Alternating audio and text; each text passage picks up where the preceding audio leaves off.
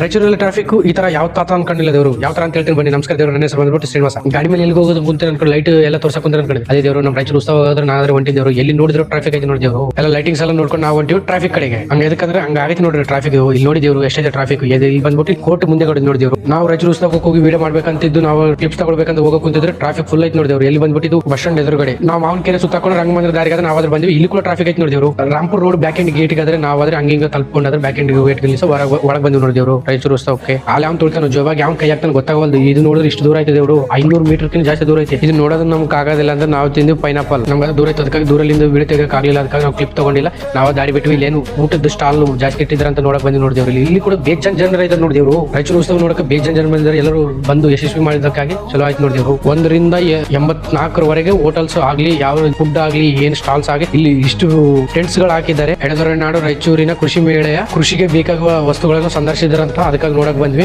ಎಲ್ಲ ನೋಡ್ತಾ ಇದ್ದೀವಿ ದೇವರು. ಹಂಗೆ ನೀವು ನೋಡ್ರಿ. ಅಲ್ಲಾದ್ರೂ ವಿಡಿಯೋ ಮಾಡಕ್ ಆಗ್ಲಿ ಅಂತ ಇಲ್ಲಾದ್ರೆ ನಾವಾದ್ರೆ ಕ್ಲಿಪ್ ಆದ್ರೆ ತಗೊಂಡಿದ್ದೇವೆ. ನಾನು ನಮ್ಮ ಫ್ರೆಂಡ್ ಸ್ವಲ್ಪ ಮಾತಾಡ್ಕೊಂಡು ನಾವಾದ್ರೆ ದಾರಿ ಬಿಟ್ಟು ನಮ್ಮ ರೂಮ್ ಕಡೆ next video ಸಿಗಮ್. Hare Krishna, by friends.